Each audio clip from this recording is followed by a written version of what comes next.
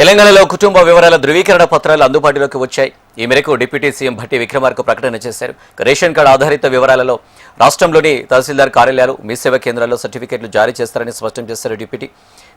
ఏ ప్రభుత్వ శాఖ సంస్థ అడిగినా కుటుంబ వివరాలు ఇచ్చేందుకు ఈ సర్టిఫికెట్ ఉపయోగపడుతుందన్నారు. ప్రభుత్వ పథకాల లబ్ధిదారులకు మరింత సౌలభ్యం కల్పించడమే లక్ష్యంగా ప్రభుత్వం ఫ్యామిలీ రిజిస్ట్రేషన్ తీసుకొచ్చిందని, దీని ద్వారా కుటుంబ వివరాల ధృవీకరణ సులభతరం అవుతుందని వెల్లడించారు. ఇప్పటికే రాష్ట్ర వ్యాప్తంగా ఫ్యామిలీ సర్టిఫికేట్పై ప్రభుత్వం జీవో ఇచ్చింది. తహసీల్ కార్యాలయాలు, మీ సేవా కేంద్రాలకు నిర్వహణ బాధ్యత అప్పగిస్తూ రెవెన్యూ శాఖ నుంచి ఉత్తర్వులు వచ్చాయి. ఈ నేపథ్యంలో కుటుంబ ధృవీకరణ పత్రాలు పొందాలనుకునే వారు మీ సేవా కేంద్రాల్లో కానీ తహసీల్దార్ కార్యాలయాలను కానీ సంప్రదించాలని తెలిపారు డిప్యూటీ సీఎం.